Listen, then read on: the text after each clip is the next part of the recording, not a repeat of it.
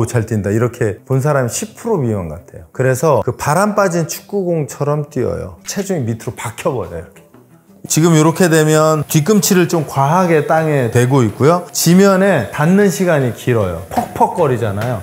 뛰고 나면 발목, 무릎, 허리 등에서 부담을 느끼게 되거든요. 그만 타고 내려오세요. 런닝머신 그만하시고 와서 코어 운동하고 근력 운동 좀 하시죠. 제가 한강이나 공원에서 뛰는 거 보면 오, 잘 뛴다 이렇게 본 사람이 10% 미만 같아요. 걷는 것도 그렇고 달리는 것도요, 발이 지면에 접촉하는 시간을 좀 줄여줘야 하거든요. 접촉하는 시간이 길어지면 관절이 망가지거든요. 그러니까 근육을 이용해서 걷고 뛰어야 되거든요. 그랬을 때 달리기는 보통 일반적으로 이제 케이던스라고 1분에 발이 지면에 접촉하는 숫자거든요. 마라톤이나 선수들이 오랜 시간 달릴 때 분당 지면에 접촉하는 횟수가 170에서 180이 가장 오래 뛸 수 있다고 하거든요. 이제 그게 제가 볼 때는 그 어떤 폼보다 중요해요. 그 케이던스가 망가진 상태에서 좋은 동작을 하기는 어려워요. 얘가 기초라고 보시면 될 것 같아요. 이제 제일 많이 하는 실수는 조금 전에 말씀드린 그 케이던스가 대략 160 밑으로 떨어져요. 그래서 그 바람 빠진 축구공처럼 뛰어요. 캥거루처럼 뛰는 게 아니고. 그러니까 보여드리면 이런 느낌으로 뛰죠. 힘도 없고 땅으로 들어갈 것 같죠. 체중이 밑으로 박혀버려요. 이렇게. 이런 식으로 뛰죠. 그러니까 이게 하중이 밑으로 내려가면서 발목, 무릎, 허리가 눌리게 되니까 아까 말씀드린 대로 관절이 스트레스를 받게 되는 거죠. 이게 대략 150, 160의 어떤 케이던스를 가지고 지면에 발이 접촉하는 시간이 길어요. 그러니까 아까 말씀드렸듯이 발을 디뎠다가 관절까지 가기 전에 탁 떨어뜨려야 되는데 이쪽이 관절이라고 그러면 관절이 꽉 한번 기대고 오니까 충격이 그대로 올라가는 거죠. 닿아도 되긴 하는데 그 시간이 굉장히 짧아야 되는 거예요. 닿는 둥 마는 둥 이런 느낌이어야 되는 거죠. 그 저희가 포어풋이냐 미드풋이냐 힐 컨택이냐 이런 이야기로 막 시끄러운데 그 정의는 닿는 게 정의가 아니고 내 체중이 올라가는 곳이 어디냐예요. 그러니까 내 체중이 지금 전 다 올렸잖아요. 이렇게 이렇게 올렸으면 힐이에요. 근데 제가 이렇게 해서 이렇게 올리면 얘는 미드예요. 이렇게 해서 이렇게 올리면 얘는 포어예요. 얘를 이렇게 스쳤다고 스친 곳이 그 컨택 포인트는 아니라. 왜냐면 컨택은 이걸 컨택이라고 하잖아요. 그러니까 내 체중이 올라간 곳이 어디냐가 중요한 거죠. 대체적으로는 종아리나 허벅지, 엉덩이 쪽에 근육통이 있다면 잘 뛰었을 텐데 예를 들어서 발목 관절, 무릎 관절,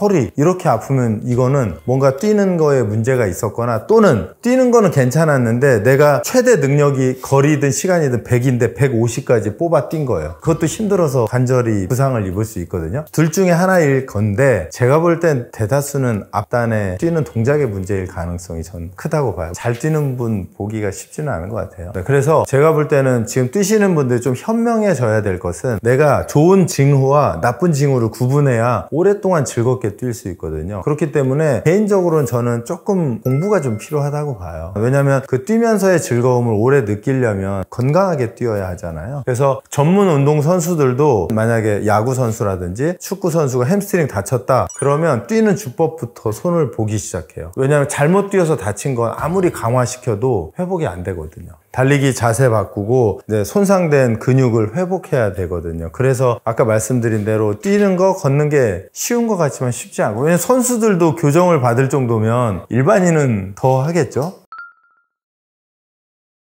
장거리 러닝에서는 이 다리가 높이 올라가지 않아요. 지면에서 떨어질 정도면 되니까 대략 이 정도면 되죠. 불필요하게 또 많이 드는 분들이 있어요. 이런 분들은 장거리를 뛰는데 단거리처럼 하는 거죠. 대신에 이제 만약에 뛰다가 만약에 내가 피니시에서 속도를 내겠다 그러면 그때 무릎이 앞으로 들리죠. 앞으로.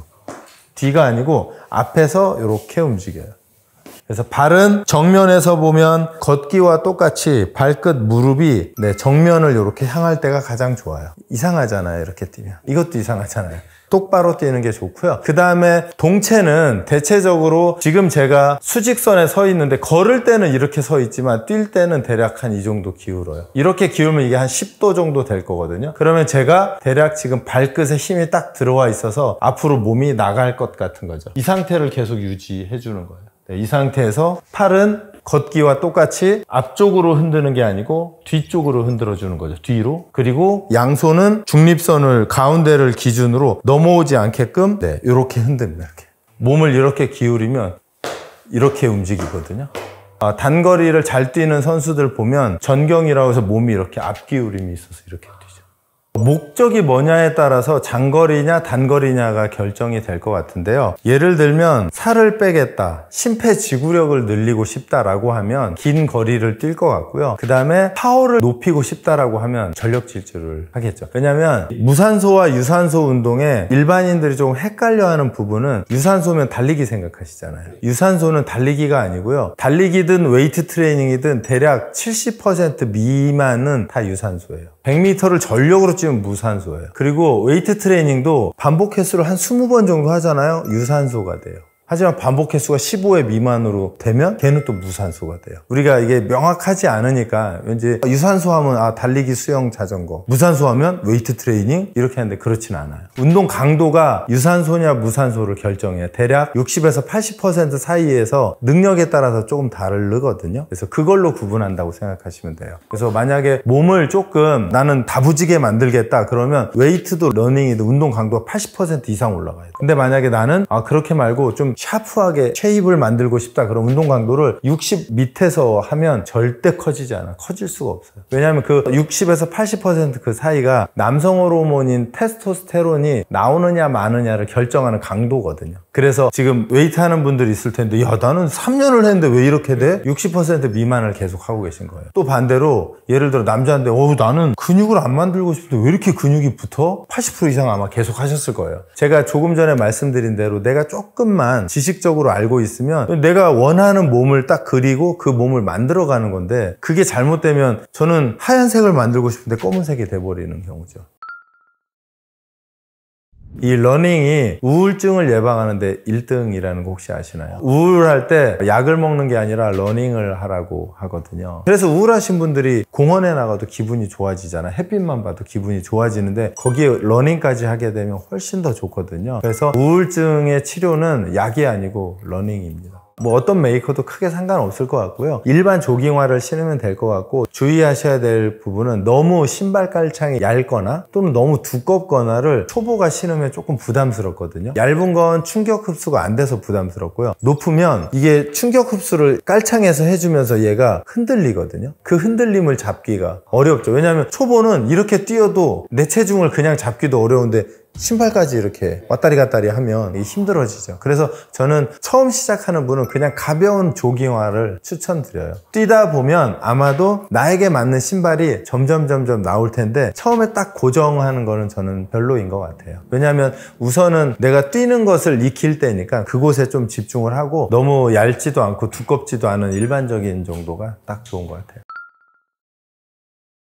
미국이나 유럽 이렇게 출장이나 가면 참 많이 다른 게요. 한국은 모두 런닝머신에 붙어 있고요. 외국 사람들은 다 프리웨이트 공간에 깔려 있고요. 런닝머신에 제가 볼 땐 집착하는 이유는 제가 볼 땐 칼로리인 것 같아요. 내가 한 시간에 몇 칼로리를 태울 건지. 근데 이 칼로리에 집착하다 보면 그 런닝머신을 탈 수밖에 없는데 기본적으로 근력 운동을 통해서 몸에 근력을 만들어 놓으면 칼로리 소모는 일상생활 중에서도 되거든요. 그래서 다이어트에 효과적인 측면에서 보더라도 런닝머신을 하는 것보다는 근력 운동과 병행했을 때 가장 효과가 좋다고 생각하시는 게 맞습니다. 기본적으로 운동으로 보면 밖에서 뛰는 게 훨씬 더 효과가 좋거든요. 왜냐하면 런닝머신은 벨트가 돌아가기 때문에 몸을 수직으로만 올려놓거든요. 그럼 수직 운동만 하면 되고요. 야외에서 달리는 거는 몸을 위로도 띄워야 되지만 앞으로도 추진을 해야 되거든요. 두 가지의 힘이 더 필요하기 때문에 당연히 야외 운동이 좋고요. 부수적으로는 밖에서 뛰면 공기도 좋고 하늘도 좋고 그 다음에 자연 공기를 마시기 때문에 제가 볼 때 정신적으로 훨씬 좋다고 생각합니다. 런닝머신은 밖에서 뛸 수 없는 환경이라 만들어 놓은 거지 그게 최선은 아니라고 생각하고요. 저도 어쩔 수 없을 땐 뛰긴 하지만 저 가능하면 밖에서 뛰려고 합니다. 사실은 예뻐지는 몸을 만드는 것도 뛰는 것보다는 근력 운동이 훨씬 빠르고 강력하거든요. 저희가 착각을 하고 있는 거예요. 왜냐하면 달리기를 해서는 팔에 탄성을 만들어낼 수 없거든요. 예를 들어서 중년 여성이 팔이 흐물흐물한데요. 달리기를 한다고 이 근육이 안 만들어져요. 얘는 팔굽혀펴기를 하든지 덤벨 아령 운동을 해야 만들어지거든요. 그래서 유산소 운동과 근력 운동을 병행했을 때 우리 몸이 가장 건강하고 좋아진다고 생각하시면 됩니다. 그만 타고 내려오세요. 런닝머신 그만하시고 와서 코어 운동하고 근력 운동 좀 하시죠. 대체적으로 이제 러닝머신, 트레이드밀에서 달리는 사람들의 잘못된 동작들은 뒤꿈치로 벨트를 컨택하고 지면에 닿는 시간이 길게 가져가는 그 문제점이 제가 볼 땐 제일 큰 것 같아요. 지금 이렇게 되면 뒤꿈치를 좀 과하게 땅에 대고 있고요. 지면에 닿는 시간이 길어요. 그러다 보면 근육은 사용하지 않고 관절에 스트레스를 주면서 뛰기 때문에 뛰고 나면 발목, 무릎, 허리 등에서 부담을 느끼게 되거든요. 그래서 첫 번째로는 지면에 컨택하는 시간이 길다. 그걸 케이던스로 하면 아마 케이던스의 BPM이 160 미만일 가능성이 큽니다. 이런 분들이 가장 많은 것 같아요. 그래서 몸의 체중이 밑으로 이렇게 빠져 들어가는 그런 느낌이죠. 보통 이렇게 지면을 오래 대는 이유는요, 근육을 사용하지 않으면 조금 편해요. 근육을 사용하면 힘들거든요. 그래서 본능적으로 힘든 거를 피하는 거예요. 그러다 보면 에너지 소모는 적은데 내 관절에 오는 데미지는 커지죠. 편한 선택을 한다고 생각하시면 돼요. 그러다 보니 그 근육이 해야 될 일을 관절이 하거나 아니면 뼈로 가는 경우들이 많은 거죠. 자, 지금 소리가 벌써 달라졌죠. 퍽퍽거리잖아요. 지금은 미드풋이긴 해요. 근데 지면의 접촉 시간이 길어지면서 체중이 밑으로 들어가요. 그러면 그라운드에 컨택하는 시간이 더 길어지거든요. 이렇게 되면 아마 무릎 괜찮나요? 무릎 아프려고 왜 멀쩡한 저희 트레이너도 무릎이 아프려고 해요. 아마 이렇게 뛰시는 분들이 제가 첫 번째 보여드린 거랑 이 케이스가 가장 많다고 보면 돼요. 무릎에 통증이 생기거나 예를 들어서 물이 찬다거나 그럴 가능성이 상당히 큽니다. 중년 이상 분들은 근육도 약하지만 관절이나 연골도 약하거든요. 근데 젊은 사람들은 좀 잘못된 자세로 뛰더라도 근육에서 어느 정도 버텨주는데 나이 드신 분들이 그렇게 뛰면 바로 부상으로 갈 가능성이 커요. 그렇게 되면 아마 다시는 뛰지 않을 거야 이렇게 생각하실 거예요. 그래서 처음에 뛸 때 잘 뛰시는 게 중요합니다. 러닝머신의 속도를 본인이 뛰는 속도에다 맞추시고요. 그 다음에 혹시 핸드폰으로 메트로놈을 다운받아서 이 속도가 지면에 닿아야 되는 속도예요. 땅. 하나, 둘, 셋, 넷, 둘. 생각보다 빠르죠? 그래서 만약에 트레이드밀, 러닝머신에서 뛴다면 저는 메트로놈을 맞춰서 요 비트로 하면 발이 지면에 닿는 시간이 굉장히 짧아지거든요. 그러면 관절로 가는 충격을 근육에서 다 흡수해요. 대신에 엄청 힘들 거예요. 이렇게 되면 이제 귀에 아마 띵띵띵띵 계속 울릴 거예요. 그러면 본인이 뛰던 거리와 시간보다 못 뛸 거예요. 괜찮아요. 거기서부터 천천히 올라가시면 부상 없이 안전하게 오래 뛸 수 있어요. 아까 제가 말씀드린 케이던스가 이 BPM으로 한 170에서 180의 비트일 때 지면의 접촉 시간이 가장 짧고 그 전문 선수들이 뛰는 딱 그 스텝 수예요. 그러면 처음에 여기에서 맞춰서 이 스텝을 맞추고 그리고 그 발이 맞아지면 몸, 팔의 스윙을 교정하는 거죠. 왜냐하면 제일 중요한 건 발이 지면에 접촉하는 게 가장 중요하거든요.